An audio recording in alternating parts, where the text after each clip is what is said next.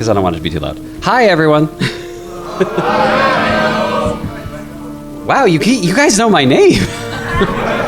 Taters, I can tell, is like sitting in the front row mocking me for saying that. Okay, we're going to start it in a second. I can feel the vibes. Right? Right? Okay. That is the full screen, and there we go. Alrighty. Well, I think I'm ready to get started. Am I on time? I think I'm on time. Hello, everyone. I am Dwango AC, as apparently some folks know. I am here with TASBot, and there's a number of folks from the TASBot community here, including Taters, who I'm making fun of in the front row because he was making fun of me in the front row earlier. So, you know, it's just par for the course. Hi, Taters. This is a talk that I prepared specifically for DEF CON. It's still playing. Why is it playing? Stop. Okay, there we go. This is a talk I prepared specifically for DEF CON, but there's been some interesting developments since then, and I have a very interesting story to talk to you about today. So first of all, if you are not familiar with the TASBot community, you can find out more information about what we do at the TAS.bot website. You can get involved at discord.gg/TASBot, and you can find out more about Tool-Assisted Speedruns themselves at TASVideos.org. This particular talk isn't necessarily going to quite get into as much of the on-hardware console verification aspects that TASBot is usually involved in, but a number of people from the TASBot community helped contribute to this analysis. So let me give you a bit of a backdrop. In 2009, a speedrunner named Grubo released a tool-assisted, RTA speedrun of the segmented version of Diablo on Speed Demos Archive, and that record stood until we managed to get it removed this summer. And this is the tale of how we did it, and why we did it, and how it all got found out in the first place. So, really quickly, I'm going to run through a document you can find at diablo.tas.bot, written by a gazillion people. There's quite a number of folks. If this text is too small on your screen or on the screen, or is just too painful to play with, just go to diablo.tas.bot on your phones or whatever, follow along. So, a little bit of background.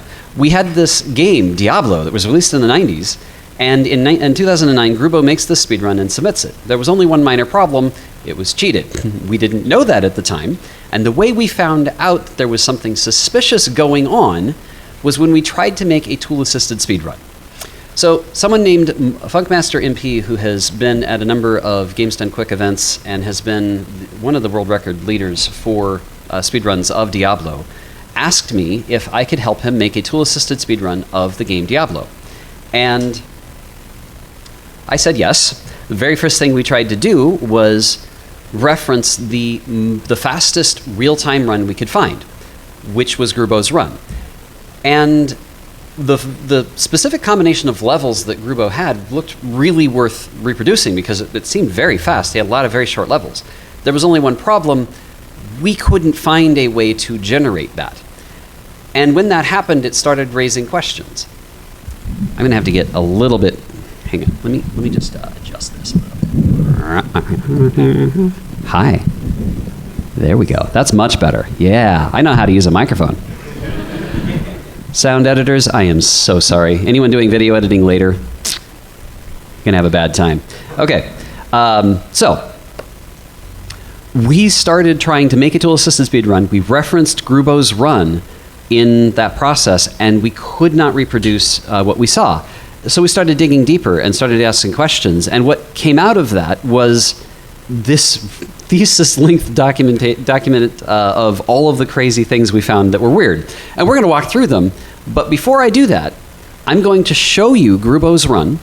We'll play it and see if you can spot anything that's a little bit odd. Now, this is slightly unfair because you're going to be seeing it in real time as opposed to being able to, say, frame advance. Whoa, OBS just crashed.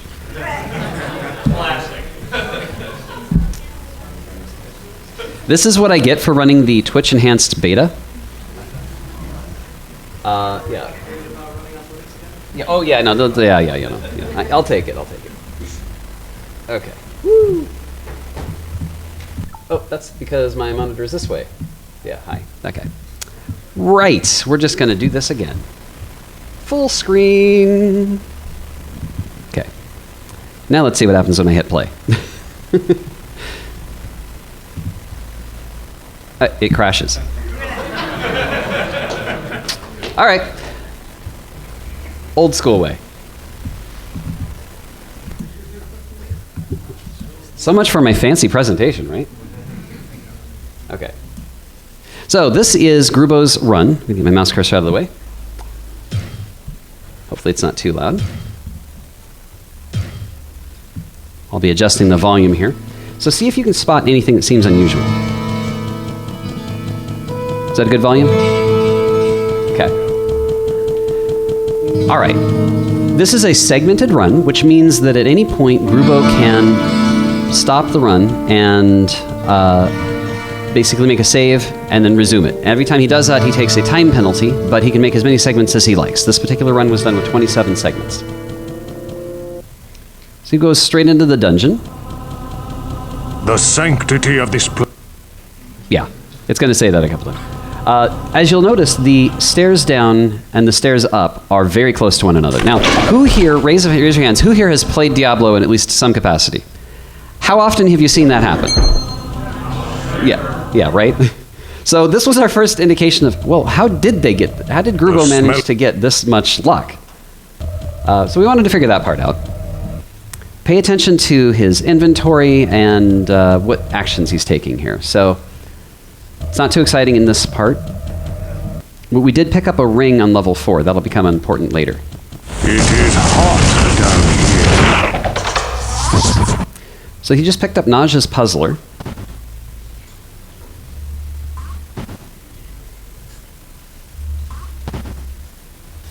Unless I'm playing the wrong file. I hope I'm playing the right one. He should have gone to town at some point.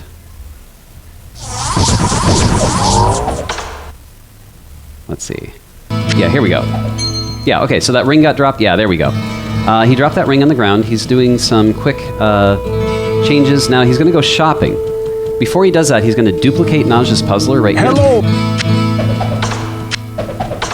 Now, walking and duplicating is extraordinarily hard. But you'll see 2 copies of that in his inventory briefly flash on screen.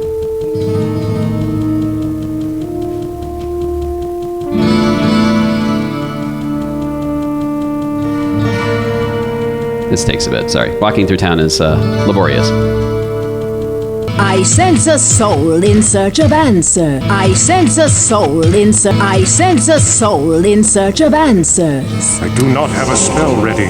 Yeah, we know. Okay, so that was a shopping trip that used various glitches to shop very effectively or very efficiently. Going back in, there's the ring.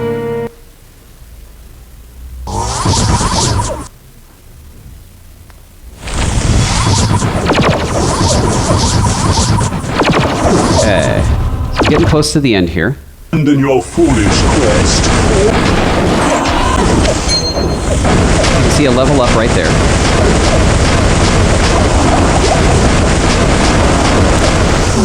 Take note of his health. Your madness ends.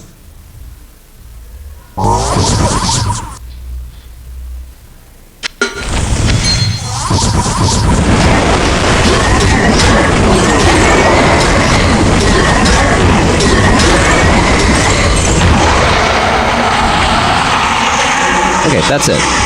And then Diablo is going to do the same bleeding animation for a long time. But anyway. All right, so let's get back to our presentation at hand. I hope we don't have any more blow-ups. Oh, of course, I put it over here again. All right. Oh, and of course now it's playing it without crashing. I have lost my mouse pointer. Okay, so we're done with that video. Let me close that.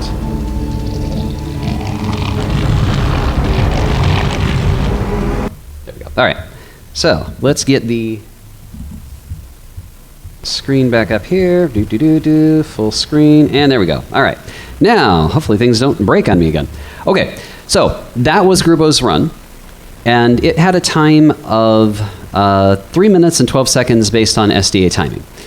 Now, there were a couple of things that were maybe a little bit interesting, but you won't be able to see most of those things without a little bit of slowing down a little bit. So let's get into the analysis here. So first of all, you might not have seen this, but on the first title screen, it had a copyright date of 1996 through 2001. And what that tells us is that it must have been done with version 1.09 of the game, because we made this table, which was a lot more effort than you might think, trying to identify the exact release that was noted on patchesscrolls.com, a website at the time that was actively showing when new patches of the game were coming out, when the game's files were dated internally, and things like that. The displayed version for 2001 would be version 1.09. So we know from the title screen that he was using the most recent version of the game. At least we think he has. I don't know if you can read this on screen, but this says Diablo version 1.00. So the first screen says, very clearly demonstrates it's version 1.09. The second screen demonstrates it's 1.00. So that was a definite moment of, okay, what is going on here? Okay, well, then the next screen, he starts selecting the character. Now, when I played the video, the audio was kind of quiet, but there was no music during this section. Now, that indicates that this must be version 1.05 or later. That's a problem, because there's no way that we could go from 1.09 to 1.0 to 1.05 and later. Like, this whiplash means that obviously there's some kind of funny video editing going on of some kind. But then we ended up with this dungeon level sequence thing that I told you about. It seemed very unusual that we would have so many different levels with just the upstairs and the downstairs right next to one another. We wanted to find some way of replicating that, so we went to great lengths. A huge number of folks in this investigation team went to great lengths to disassemble the game the mapping engine, and a lot of folks in the Devolution X project were instrumental in laying the groundwork for all of this. We then made a series of scripts that allowed us to take an image of the level, of the start of the level, and like an image of the map, and then try to find the seed that generated that result. And by doing that, we were able to identify every single game he ran. Plural. There's more than one. Now, one thing that I'll note here really quick is the way Diablo's generation works is with a dungeon seed that then, or a game seed that then creates dungeon seeds. So you'll have a game seed that'll have a number of dungeon seeds derived from it. It's a very compact way of storing everything in memory. However, what's unusual here is out of this whole list, only 2 were from the same game. The rest were from completely unrelated games. Now, that's not how segmented is supposed to work. If you started a game and then in the middle of a stream went, yeah, I don't like this game, I'm going to go load another one that I played a couple of weeks ago, and then continued the timer, anyone watching on Twitch would be like, no, you can't do that. So there were obviously some problems. And we're going to come back to this chart again in a bit, but I'm going to bump ahead because there were some other interesting things that we noticed when we were looking at this process.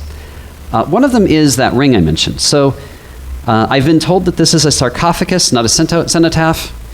I have some ambiguity, semantic ambiguity about that. A cenotaph would be where the body isn't found, and I clearly see no body here, therefore it's not a sarcophagus. Anyway. So we pick up this ring. The ring is not in inventory, and then the ring is back in inventory. That shouldn't happen. Now, after that point, we can see they drop the ring, but there's just this weird issue where the inventory is not consistent. Then we got into this really, really deep investigation into these impossible quest combinations. Specifically, there's a series of quests that are associated with one another. So there's these quest groups like this first group that has Poison Water Supply and the Curse of King Leoric. Now, I'm not going to go into significant detail on this specific issue here because it will bore you to death. But the point is, it's mutually exclusive. Like, you're going to have, out of this set, you're going to have a certain number of quests that are actually active. And what we found is that we during the run, more than a completely incompatible list of quests were available. Either too many or this one quest is available at one point and another at another time. Just a quick overview. We can see here that the poisoned water quest is not active because the water is clean. But there's also this minor problem of, let's see,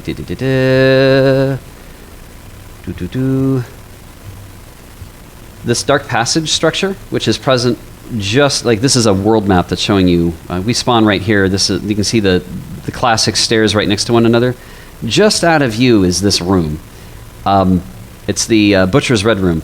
Basically, the presence of this structure indicates that the poison water quest is available, meaning that this water should have been dirty. So, yeah. You can read all the gory details. There's a whole bunch more we did with Ogden's sign quest and some other things. But anyway, yeah, I'll skip over the rest of that. There's a bunch of them.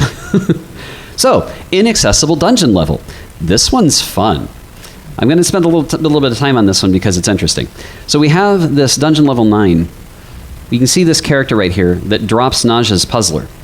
There's only one problem.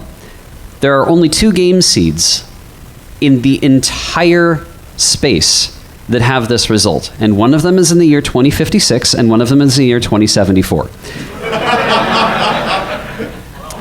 Now, that wouldn't be too bad. You could monkey with your clock. There's only one problem. You can't monkey with your clock because after the year 2038, Diablo will always have the same level.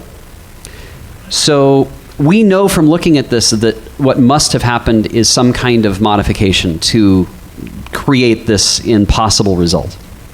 I guess I'm going to skip past that a little bit because there's more to get to here. Missing gameplay. This is fun. When you're using encoders from 2009, sometimes there are inconsistencies. And we got super deep into this one. So for instance, here is a frame showing this turnaround animation. So the character is facing forward, front leg is, the left leg is in front. They're now facing backward. You can see the cape is kind of up a little bit on their right leg that we're now seeing from behind. And then there's one more frame of animation where their right leg is in front of their left. Obviously, if you go to Diablo.TAS.bot, you can see these images in a little bit more clarity. Now, in Grubo's speedrun, you see him facing forward, and then immediately the very next frame is him facing the other direction with the right leg in front. We are missing an entire frame. And this isn't the only place this happens. This basically is saying the encode, incredibly, even though the game runs at 20 frames a second, somehow the encode was so bad that it still managed to miss frames. Now, was that just some monkeying to shorten the video? Was that speed up? What was going on? We don't really know, but it's obviously some kind of encoder issue. Does leave us with some problems because there are places where it's not just one frame, it's half a dozen. For instance, this is the very first frame we see when that red portal spawns. The problem is it's already half formed. So we're missing a good 5-6 frames of video here that were trimmed off. In other words, this speedrun was artificially shortened by removing sections of gameplay. So that would affect the timing that should have been applied to this segmented speedrun. But let's keep going. Inconsistent item drop. So also on DLVL9, there's Naja's Puzzler. Very similar to what I was talking about earlier. The issue we ran into is absolutely none of the game seeds we found ever had this enemy drop Naja's Puzzler. Not a single one. We examined the entire 32-bit signed space. which by the way, took a system with 160 cores a long time, a couple of weeks for us to do all of that. So we threw some serious hardware at this. Okay, I'm going to skip forward because there's so many more things I want to talk about the aftermath of this. Improbable item duplication. So in version 1.0, which we saw in the menu, it's pretty difficult to duplicate objects or items the way that we're seeing here. Not only are items being duplicated, they're being duplicated while walking. And in 1.0, because of how the game logic works for handling operations. It's in a really tight loop, and it would be very difficult in 1.0 to pull off that trick. It's a lot easier in versions 1.02 and later. So either 1.02 or later was actually used, or there was some other shenanigans going on here. We believe that a different version of the game was likely used. Inconsistent music playback. Now this is one that's not fair. You probably wouldn't have been able to catch this on a first listen, but right before we went shopping, there was an unusual audio glitch. There was a hard cut in the music where it just seemed like the music just stopped. And when we wanted to look at what was going on, we turned to some analysis tools that we like. A spectrograph view. So what's happening here is the character is walking, and then right here we have this really hard cut. This is a video splice. There are better tools than Audacity to analyze it, but we don't need them because it's so blatantly obvious. Right here, this other line, this is when the character, the NPC shopkeeper starts saying, I think it's Adria, starts saying, I sense a soul and seek of... Anyway, we can very, very clearly see a video splice here. Now, it is a segmented run. The only problem is that you couldn't have made a save at that location with the versions that were shown. So, in particular, actually, that's because of this. Of the inconsistent shop rerolling. It was on the screen very briefly, but here is the initial set of items shown on screen, and the first time we open the shop, or that Grubo opens the shop. The second time, it's a different set of items, so I'll try to get both of these on the screen at the same time, but basically, there's a scroll of flash and a phasing, and down here, it's healing and firewall. So the inventory swapped. The problem with that is that if you are on versions 1.0 or 1.02, it requires you to walk all the way back into go to town and go back into the dungeon, or I said that backwards. Go to the dungeon and then go back into town to reroll your inventory. If you're using version 1.03 or later, you can change your shop inventory by going to the pause menu and doing a load, loading your save, but you would have to show that. And that's missing in the video. So that would affect the segments and the timing shown. So that's a problem. And then obviously we have the background skip near the beginning that tells us that there were video splices in that location. Okay, anyone tired yet? This just keeps going. Inconsistent glitch use. This one's a little bit fun. Right here, it's a little hard to see on the screen, but there's no health in this orb here. All of the health is actually up here. That's because the hit points are negative 22.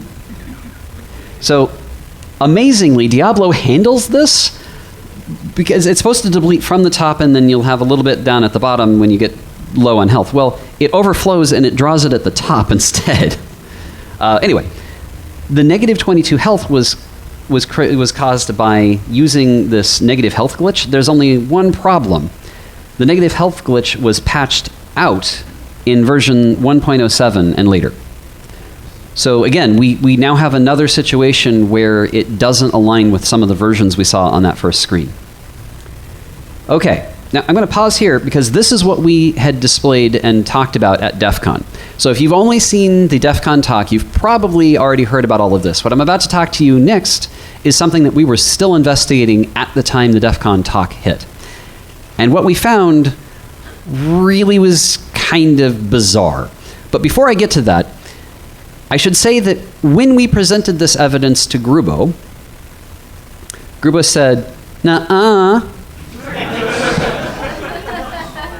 Now, I'm putting words in Grubo's mouth. I had an on-the-record conversation with Grubo over Discord and asked for explanations for some of the things we saw. And Grubo's explanations amounted to, it was all allowed. Everything I did was fine. Everything I did was acceptable. It met standards of the time. And we went to DEF CON with kind of all right, well, if an admin actually said this was okay, then fine, I guess. But I mean, I didn't feel like all of the things we found could be explained through, oh yeah, we were allowed to do it because segmented. That didn't seem like a good enough excuse. But that's where things were left off. But then we found this. Artificially enhanced fireball damage. All right. Grubo stated that he noticed some weird behavior after using a hero editor in the Diablo fight itself, where Diablo would die after taking way less fireballs than what my research would indicated was possible. Direct quote from Grubo there. That was a pretty big hint. This is something that Grubo told us in our investigation. When we started looking into it, we found some rather unusual aspects here.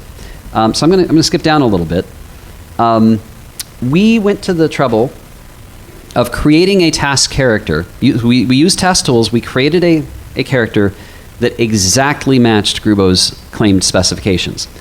And when we played that, I don't remember if there's audio on here. Okay, let's see if this loads. Internet, don't fail me now. I forgot to preload this before the talk. I preloaded the other video, but great. We don't get to watch this. All right, I get to tell you about it. Oh, no. Oh. It's a big conference. Okay, we'll hopefully be able to watch this. I'm going to tell you what you're seeing. Actually, go up here a little bit. Basically, okay, well, it's sort of in sync, but at about 1.5 seconds in, the two are going to desynchronize. So what's happening here is the amount of damage that's delivered per fireball appears to be incorrect. We've absolutely guaranteed found the exact same level, the exact same everything, but even with exactly matching what Grubo did, we're getting a different result. And that informed us on what might be going on. Now, in order to get this to this video just shows the two matching. So I won't go into that, but in order to get the two to match, we had to pull up the footnote on here. Oh my goodness! We had so many footnotes as part of where is the foot? There we go. There it is. We had a giant footnote where we went through the code and we found exactly how the damage was calculated. You can look at this document and get into all the gory details. It explains exactly what each one of these is. By the way, we have this because they made a mistake when they shipped Diablo on the CD and they left a debug version of the executable in another folder with all the symbols in it. So, oops. Anyway, made the decompilation a whole lot easier. But we can tell, using this calculation, that the damage that he should have been doing was this calculation plus 4. And clearly what must have been happening was that calculation plus 32. In other words, effectively the equivalent of a fully maxed out character that had practically killed off everything in the entire dungeon, right? That was the only explanation for how that character could have that much damage. Otherwise, the calculations just don't add up.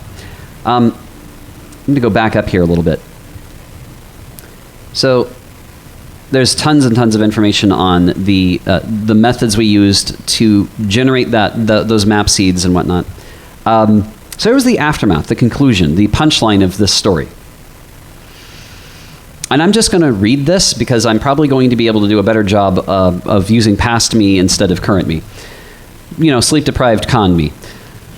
The combination of conflating factors demonstrate Grubo used illegitimate means to produce the results shown in the run, including using more than one release of Diablo, modifying memory directly to create otherwise impossible dungeon-level layouts and item drops, combining gameplay from different runs, and using gameplay removing video splices. Throughout the run, a number of artifacts and game behaviors indicate that Diablo version 1.0 is in use, as identified on the main menu screen, while other portions indicate that Diablo 1.09 was in use, as identified on the title screen. Alternately, the other versions of Diablo, such as 1.04, may have been used for some sections, but crucially could not have been used for the entire run, given the conflicting versions displayed. Many of the game behaviors and available quests are mutually exclusive, indicating the run was spliced together from multiple playthroughs.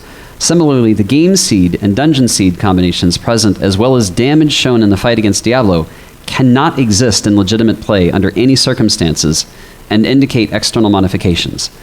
Finally, a number of graphical and audio artifacts indicate video splices in multiple places, in some cases removing portions of gameplay in ways that would impact the recorded completion time.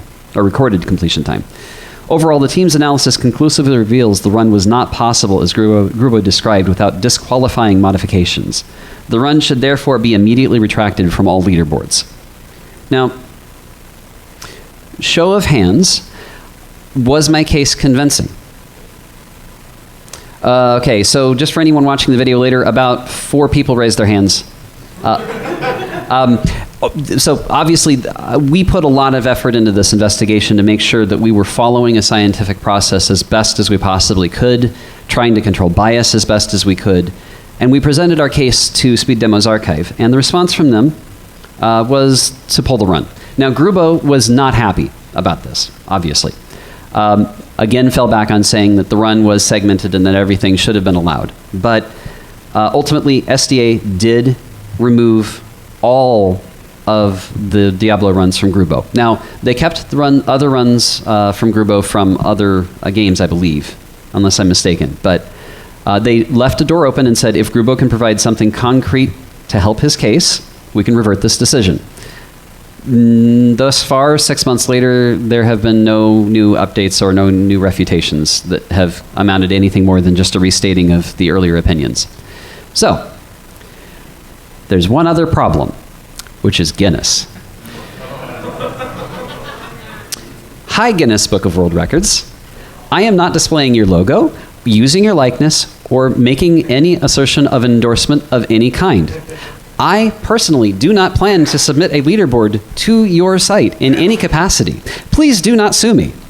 Okay, Guinness World Records was notified of this situation, and as of right now when I'm giving this talk, Grubo's run is still present not only as the fastest run of Diablo, but crucially also as the fastest RPG run, speedrun, as part of their entire category of RPG runs. Are saying that Grubo's run is the world record holder for the fastest RPG speedrun. These records are still live today. Grubo responded to acknowledge they received my message, but in the last months has done nothing to resolve it. Andy Greenberg of Wired attempted to reach out to Guinness and basically received a pat answer of, well, we still need to review the information, basically. That's what it's amounted to. Now, the speedrunning community responded by immediately going back into running the game. And this is probably the part of the talk that I'm the most passionate about, because I've been asked repeatedly, why the heck did you make a thesis-length document on all this? Why did you just accuse them of cheating and then move on? Why did you waste so much time of your life on this? And the answer is because it did harm. Grubo's cheating in 2009 completely stopped interest in speedrunning this category. No one tried. No one could. It was impossible to recreate the same levels because Grubo was using a hero editor to directly modify the game's memory or the saves in the process of loading the game, modifying the save to be what you want, a hero editor that allowed him to tweak things the way he wanted them to be, all of these impossible quest combinations. All of those things were not known to the rest of the community. Those things were not assumed to have happened. So the speedrunning community just stopped trying to run this game in that category for more than a decade. This had a chilling impact on that community. Now, we used a number of tool-assisted speedrun techniques, everything from tool-assisted speedrun emulators with libtas, using PCEM to emulate Windows 95 and even at one point Windows XP, frame advance, save states.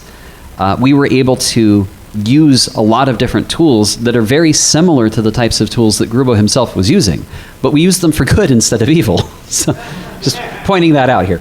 But the response after Grubo's run was pulled was pretty resounding.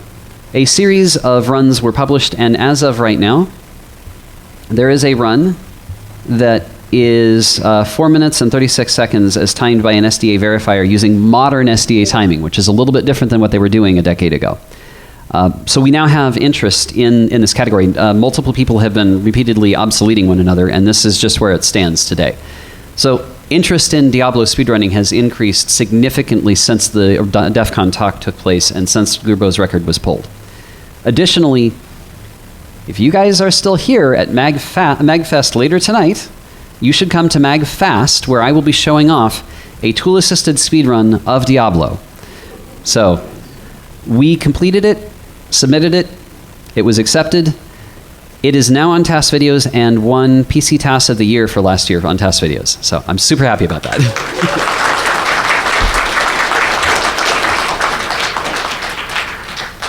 The time on that compared to Grubo's 3-minute, 19-second run, which he effectively used TAS-like tools to make, our time was 1 minute and 46 seconds by their SDA timing. So anyway. Anyway, now it does take longer than that in real time, but that's cutting out load times and other things. Now, there's a whole bunch of people that are involved in this. I've got some of them up on screen. There's Agenbo, who was massively helpful in diving into the game. Staffen, who did a lot of effort on the TAS itself and a lot of other tools. I can't pronounce their name. You know what? I'm not going to try. I'm going to butcher all of these names. They're in the document. There were a lot of people from the Devolution X, the TASVideos, the TASBot communities that all worked together to make this happen, including Funkmaster MP, who used to run this game in real time and helped encourage us to take us further. Now, what is my current time? 1:36. So I have 10 minutes, 9 minutes. Is that right? I think I have 9 minutes. Okay. I do want to give some time for Q&A, but one of the big things that I want to touch on before I go is bias.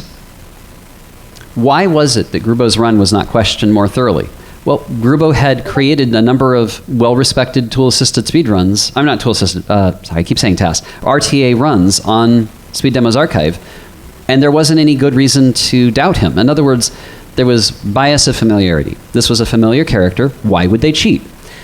The previous run that Grubo had submitted was accepted as legitimate. Now, we found some potential evidence of weird things going on in that run too. I don't want to do this process again, so just know that there are some inconsistencies even in that one with some level inconsistencies, but there was bias of recency. Hey, the previous run was accepted. Why wouldn't this next one be accepted? There were several biases of, oh, well, he's good friends with the administrator. Surely they signed off on this, when they hadn't actually necessarily looked at these specific elements that we've identified here, and so on and so forth. A lot of aspects around bias allowed this run to happen in the first place. I'm working through another circumstance that I'm hoping to talk about in the future about another cheating situation with Breath of Fire, where that bias led to a very different outcome. So stay tuned. I might have a talk for you next year about that one. But just remember, as Captain Disillusionment says, love with your heart and use your brain for everything else. There were a lot of signs that could have been caught here but weren't because of those various biases. And it's really hard to let those biases go, especially if it's someone that's your friend, right? And that's what happened here. The admins were friends with Grubo, and yeah, these things happen. So why did I do this? I did it because it did harm. I found out that something was wrong when we went to go to make a tool-assisted speedrun and we couldn't replicate it even with perfect tools. Why do I continue to get sucked into these investigations? I have no idea, but let me know if you want me to look into a cheating allegation. If you would like to know more in a different format that dives into some other elements of this that I didn't cover in this talk, I highly encourage you to watch Abysssoft's video on the Diablo cheating scandal. You can find that on Abysssoft on YouTube. Abysssoft. I think that's correct spelling. Okay. I only have a few minutes left, but that was a lot. What questions do you guys have? And I'll repeat them into the mic. Let's go with that one back there.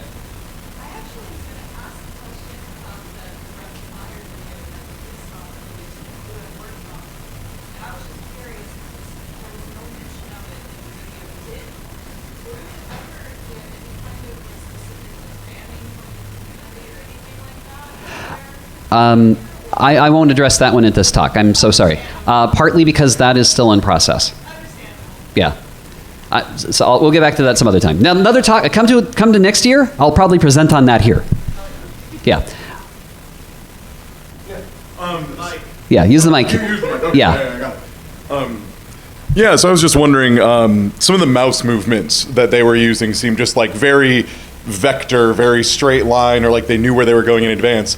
I know like some CAPTCHA technologies like try to, check for inconsistent movements, little bits of wiggling, things of that nature. Was that ever like a consideration when you're checking that kind of videos? We analyzed it. So the question was basically, was there anything telltale in the mouse movement that might indicate cheating? There's two problems with it. First of all, the game itself is at 20 frames a second. Second of all, we already identified that even with that low frame rate, we were still dropping frames, or there were missing frames in the encode. Which basically meant that it was very difficult to see what was going on with mouse movement. However, despite those limitations, we didn't actually detect any instances of truly improper mouse movement. Nothing impossible that you couldn't do within the time frame. So yeah, come up to the mic. So sorry. And if anybody else wants to queue at the mic, feel free to. Awesome. Yeah, so maybe this applies to kind of like the speedrun community as a whole, but the question I really had was just about like the amount of evidence you need to officially say like, okay, like this run is fabricated, right? So, I mean, you absolutely dunked on him. You had like a bunch of, points and stuff like that. But I mean, you pointed out even like the title screen itself like was impossible. Why even entertain the run after that point? So the question is, why was the run still considered legitimate even with the title screen very clearly showing two different versions? And the reason is because everyone shrugged and went, oh, well, he did it in the last video, he probably just copied it. Gotcha. It's segmented, that's fine, right? That's not fine, by the way. You cannot do that in current... They would never let that fly. But basically, it was just shrugged off as, well, it was that way in the last video, and that was accepted. So that was some of that bias of recency. Okay, gotcha. Awesome, thanks. Yeah. All right. Oh, yeah. And anyone else, feel free to wander on up, to queue up. Yeah, you mentioned using both Windows XP and Windows 95, and since this was 2009, I assume Windows Vista would have also been kind of a selection in that.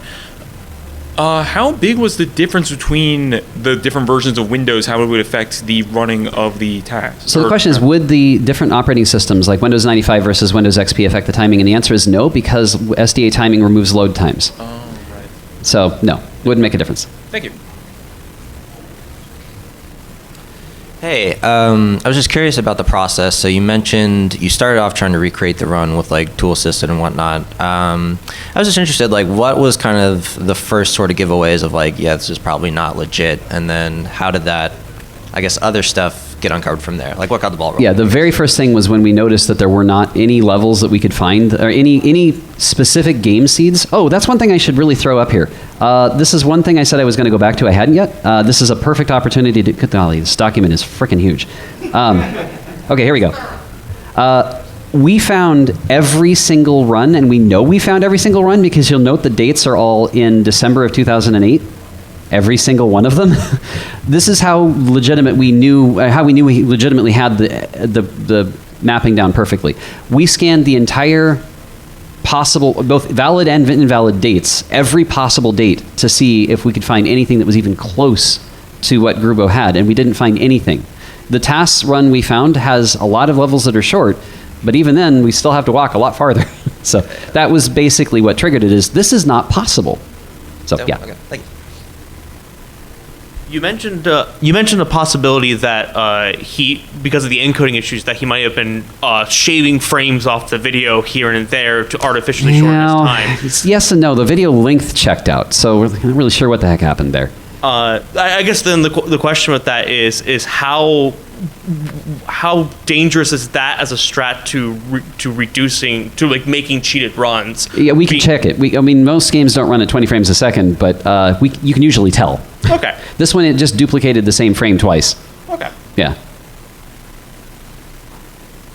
I feel like modern speedrunning has really leaned more into the RTA or real-time attack process as opposed to the segmented time attack. Would you say that this circumstance contributed at all to that shift, or would that just be more the recording equipment and stuff available improved and made RTA more viable as a format? Honestly, I think it's actually money. Here's a really hot take, and feel free to disagree with me. A streamer is going to need to make content. What are you going to do to make content? Well, an RTA run that you're doing all in one segment is a lot more repeatable, a lot more hours of entertainment for your viewers than just grinding out the one little section and segmenting it together. Yeah. So I think it's probably monetary. Most runners are probably doing it because it's more That makes entertaining sense. to viewers. Yeah. That's my take. You can feel free to disagree.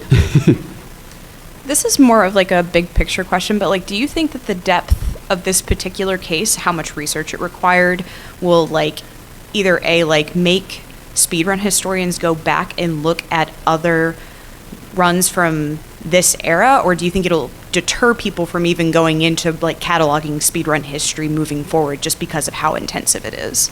I think it will only pop up if there's reason to believe that there is cheating. And Breath of Fire, not to spoil it, there are circumstances where there are allegations of cheating that are not accurate. And they can do serious harm to the person who has been accused. Because our immediate assumption is a bias of, well, they must be guilty. And that's not always the case. Yeah. So Sure. I think it'll probably, yes, but no. Sorry, I don't have a better answer than that. No, that's fine. Thank you. Yeah. And probably last question. Has Summoning Salt talked to you about doing a history of the Diablo 1 world record? Well, I worked with Abysssoft instead, but Summoning Salt is amazing, and I'm in Summoning Salt's Discord. So Summoning Salt, if you watch this video, I would love to make a video about the actual history of the Anyway, okay. Before I go, and I mentioned this at the beginning, but if you'd like to know more about tool-assisted speedruns in general, come to TASVideos.org. If you'd like to know more about running tool-assisted speedruns on real hardware, come to TAS.bot or the TASBot Discord at discord.gg/TASBot. If you would like to know more about the Diablo investigations, you can look at the Devolution community. They have a Discord server as well. Last but not least, I did not get paid to do this investigation. Guinness. But that's also part of the problem. I did this investigation because I was not employed. If you would like to hire me to do security assessments or investigations like this, please let me know. I'm not hard to find. But no, seriously, if you do have some circumstance that is kind of interesting, let me know. Reach out. I'm not out to try to make a living off of this necessarily, but these circumstances are interesting and these stories should be told. So with that, thank you so much for coming.